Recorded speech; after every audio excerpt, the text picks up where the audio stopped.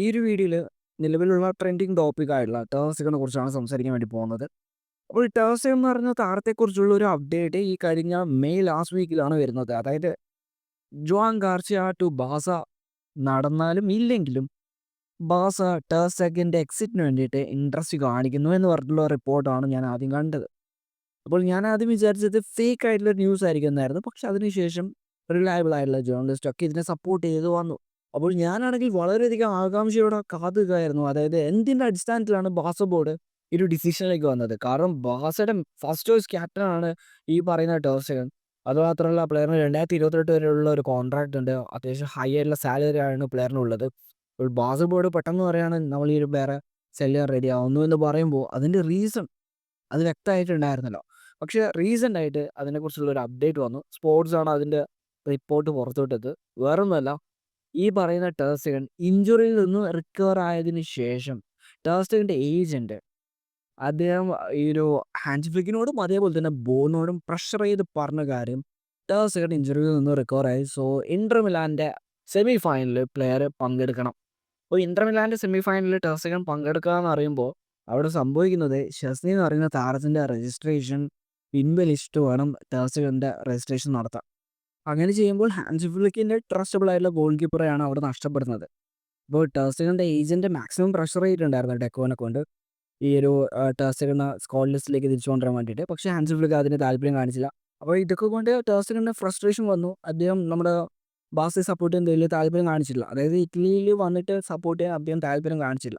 അതേ സമയത്ത് ബാസയുടെ പ്ലെയർ ആയിട്ടുള്ള ജൂൾസ് കൊണ്ട് ഇഞ്ചോർഡ് ആയിട്ട് പോലും റിസ്ക് എടുത്ത് ഇറ്റലിയിൽ പോയി ആ ഒരു മാച്ച് കാണാനും അതേപോലെ തന്നെ ടീമിനെ സപ്പോർട്ട് ചെയ്യാനും നിന്നു. അപ്പോൾ ഞാൻ ഇതിൽ നിന്നും മനസ്സിലാക്കുന്നത് 10 വർഷം നമ്മുടെ ക്ലബ്ബിൽ ഉണ്ടായിട്ടും പ്ലെയറിന് നമ്മുടെ ക്ലബിനോട് വലിയ രീതിയിലുള്ള ഒരു അറ്റാച്ച്മെൻ്റ് ഇല്ല. എന്തായിരുന്നെങ്കിൽ പ്ലെയറെ ഈ രീതിയിലുള്ള ഒരു ആറ്റിറ്റ്യൂഡ് മുന്നോട്ട് വെക്കത്തില്ല. അതുമാത്രമല്ല പ്ലെയറുടെ ഇഞ്ചുറിക്ക് ശേഷമുള്ള ആറ്റിറ്റ്യൂഡ് ഹാൻസ് ഫ്ലിക്കിന് തീരെ പിടിച്ചിട്ടുണ്ടായിരുന്നില്ല. ടെക്നിക്കൽ സ്റ്റാഫിന് തീരെ പിടിച്ചിട്ടുണ്ടായിരുന്നില്ല.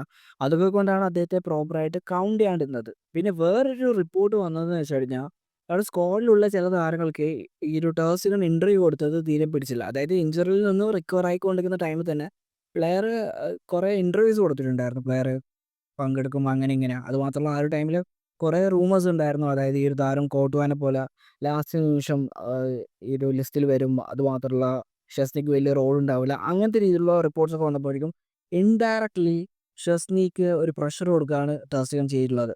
പിന്നെ ടേഴ്സ്റ്റഗൻ ആഗ്രഹിച്ച പോലെ തന്നെ ഷെസ്നിയുടെ ഫോമിൽ ഡിപ്പ് വരികയും ചെയ്തിട്ടുണ്ട്. അപ്പോൾ ടേഴ്സ്റ്റഗന്റെ പ്ലാൻ കറക്റ്റായിരുന്നു. പക്ഷേ ഹാൻസ് ഫ്ലിക്ക് അതിന് നിന്നില്ല. പിന്നെ അതുമാത്രമല്ല ഈ ഒരു ഹാൻസ് ഫ്ലിക്കിനും ഇൻഡയറക്ട്ലി പ്രഷർ ടേഴ്സ്റ്റഗൻ കൊടുത്തിട്ടുണ്ടായിരുന്നു. അപ്പോൾ അതൊക്കെ കൊണ്ട് ടേഴ്സ്റ്റഗനായിട്ട് അത്ര നല്ല ടേംസിലല്ല ഹാൻസ് ഫ്ലിക്ക് ഉള്ളതെന്നാണ് റിപ്പോർട്ട്സൊക്കെ പറയുന്നത്.